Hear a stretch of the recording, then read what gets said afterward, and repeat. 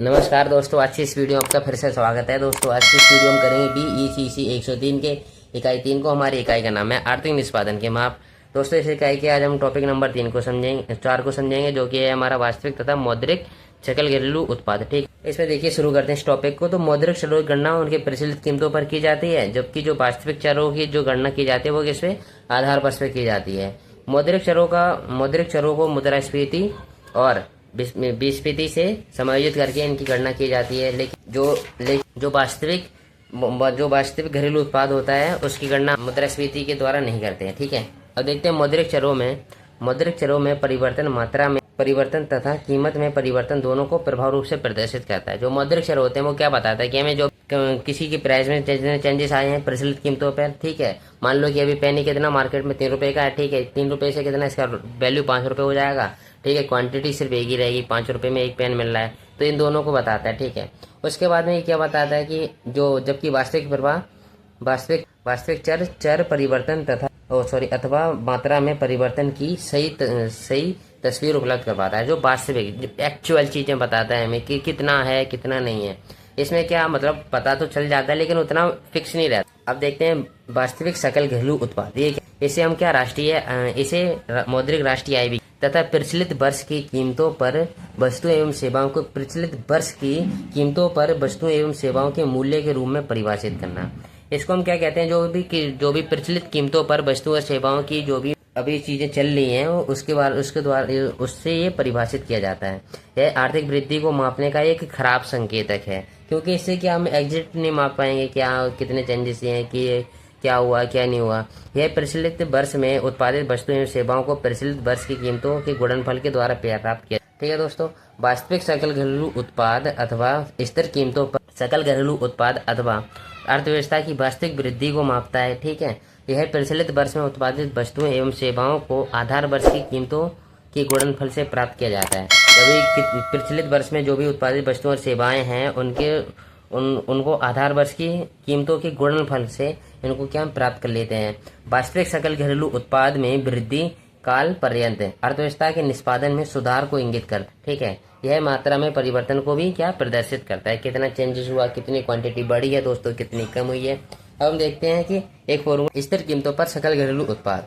ठीक है, स्थिर कीमतों पर अगर हम सकल घरेलू उत्पाद निकालना है तो हम क्या करें, प्रचलित कीमतों पर सकल घरेलू उत्पाद रखेंगे, ऊपर अपॉन में रखेंगे प्रचलित वर्ष के लिए कीमत सूचकांक मल्टीप्लाई में आधार कीमत सूचकांक। दोस्तों ये जो कीमत सूचकांक होता है आधार वर्ष का, इसको हम कितना हमेशा 100 ही लेंगे। ठीक है, अब देखते हैं एक उदाहरण के थ्रू समझते हैं।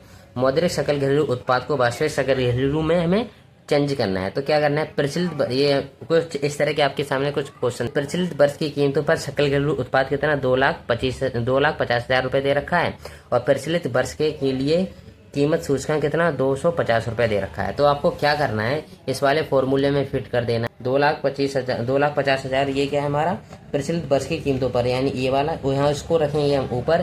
ठीक है, प्रचलित वर्ष के लिए कीमत सूचकांक ये कितना दे रखा है हमें 250 रुपया। ठीक है दोस्तों, तो इसको हम रखेंगे नीचे एज इट इज, यहाँ पर इन्होंने रख रखा है। ठीक है, कैलकुलेट कर देंगे। ठीक है, 0 से 0 काट देंगे, 25 से 25 काट देंगे, कितना ऊपर बच जाए, जो भी ऊपर बचेगा उसके 100 से मल्टीप्लाई करेंगे, उसके बाद में जो आंसर आएगा वो यहाँ पर आ जाएगा। ठीक है, कितना 1 लाख रुपए आ रहा है। उसके बाद दूसरा क्वेश्चन है, प्रचलित वर्ष की कीमतों पर सकल घरेलू उत्पाद 4 लाख रुपए है तथा प्रचलित वर्ष के लिए कीमत सूचकांक 400 रुपए दे रखा है। तो स्थिर कीमतों पर सकल घरेलू उत्पाद कितना है 4 लाख रुपए, अपॉन में कितना 400 रुपए, मल्टीप्लाई में कितना 100 रुपए। ठीक है, कैलकुलेट करोगे यहाँ पर भी कितना 1 लाख। अब देखते हैं कीमत सूचकांक ये क्या, आधार वर्ष की कीमतों के सापेक्ष एक कीमत सूचकांक विशिष्ट वस्तु एवं सेवाओं की कीमत के औसत स्तर को माप। जो कीमत सूचकांक होता है वो विशिष्ट वस्तुएं यानी स्पेशल चीजों के स्तर को मापता है। दूसरे शब्दों में यह आधार वर्ष के सापेक्ष प्रचलित कीमत स्तर का माप। ठीक है, जो भी वर्तमान में चीजें प्रचलित लेवल पर चल रही हैं, ठीक है, कितना प्राइस किसका है, उनको ये ज्यादा मापता है। मुख्य रूप से 2 कीमत सूचकांक होते हैं, एक तो होता है सकल घरेलू उत्पाद अभिस्फीति जीडीपी डिफ्लेटर। ठीक है, और दूसरा होता है उपभोक्ता कीमत सूचकांक। ठीक है दोस्तों, इसको कहते हैं कंज्यूमर प्राइस इंडेक्स यानी CPI।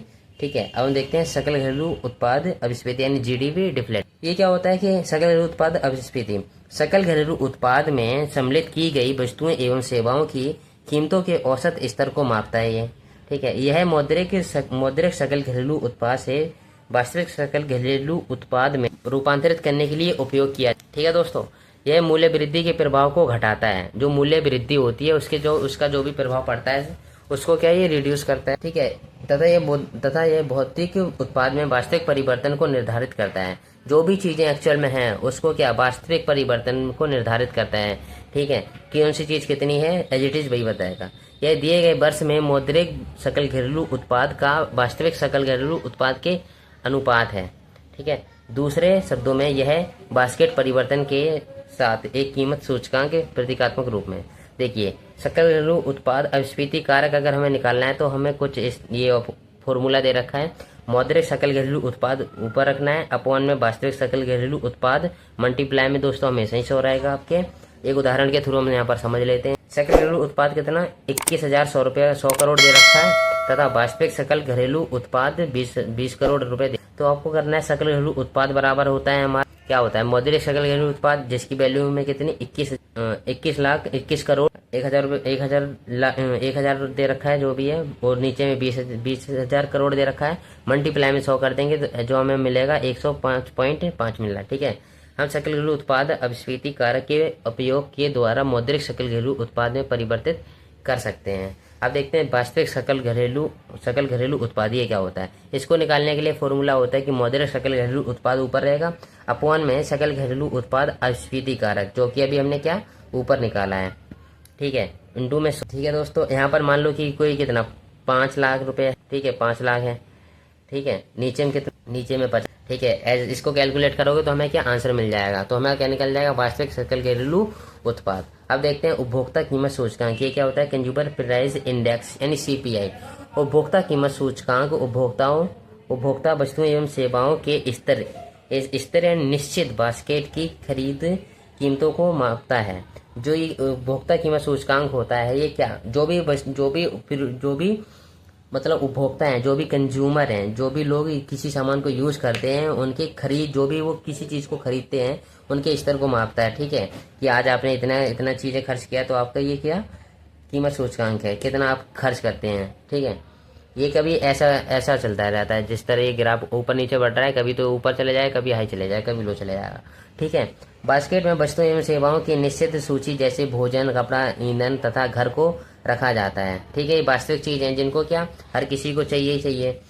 उपभोक्ता कीमत सूचकांक की मासिक आधार पर गणना की जाती है। जो इसकी गणना की जाती है वो क्या मासिक आधार पर यानी महीने के आधार पर। जब सकल घरेलू उत्पाद अपस्फीति बास्केट में परिवर्तन के साथ कीमत सूचकांक है, उपभोक्ता कीमत सूचकांक की गणना आधार अवधि में उसी बास्केट की मदों यानी आइटम की लागत द्वारा उपभोक्ता मदों के बास्केट के प्रचलित लागत के भागफल द्वारा की जाती है। दोस्तों अभी ये इसके थ्रू अभी हम समझेंगे इसके थ्रू। ठीक, और उपभोक्ता कीमत सूचकांक एक एकल सूचकांक है जिसे एक अर्थव्यवस्था में प्रचलित विभिन्न वस्तुओं एवं सेवाओं की कीमतों को मापने में उपयोग किया जाता है। ये क्या एकल सूचकांक होता है, कीमत सूचकांक जो होता है। अब देखते हैं उपभोक्ता कीमत सूचकांक हम कैसे निकालेंगे। प्रचलित वर्ष में बास्केट की कीमत जितनी अभी आपने चीजें खर्च की, आधार वर्ष में बास्केट की कीमत मल्टीप्लाई में कितना 100। ठीक है दोस्तों, उसके बाद में अब देखते हैं मुद्रास्फीति यानी इन्फ्लेशन रेट। ये क्या होता है। मुद्रास्फीति की दर वह है जिस पर कीमतों का सामान्य स्तर प्रति अवधि बढ़ता है। जैसे कि मान लो कि दोस्तों आपके पास कोई चीज है, ठीक है, मतलब आप कोई वस्तु मान लो कि आप स्विफ्ट की कार लेने जाते हो। ठीक है, उसकी अभी प्राइस कितनी है, अभी उसकी प्राइस है करीब 7 लाख के अराउंड। ठीक है, 7 लाख के अराउंड।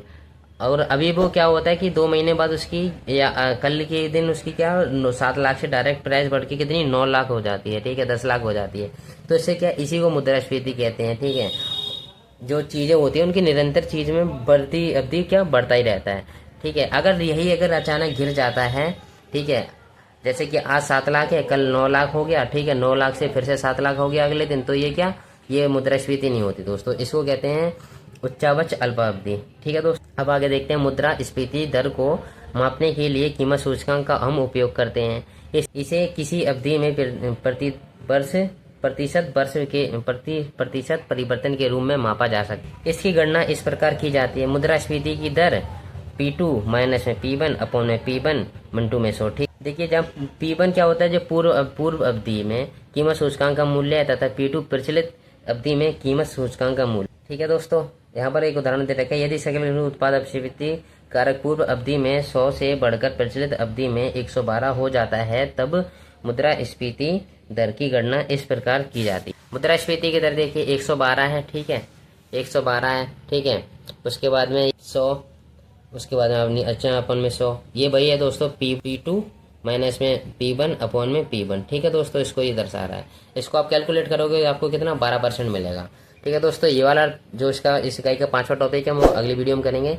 ठीक है दोस्तों, वीडियो अच्छी लगी हो तो वीडियो को लाइक, चैनल को सब्सक्राइब करना ना भूलें। चलिए मिलते हैं किसी अगली वीडियो में, तब तक के लिए जय हिंद, वंदे।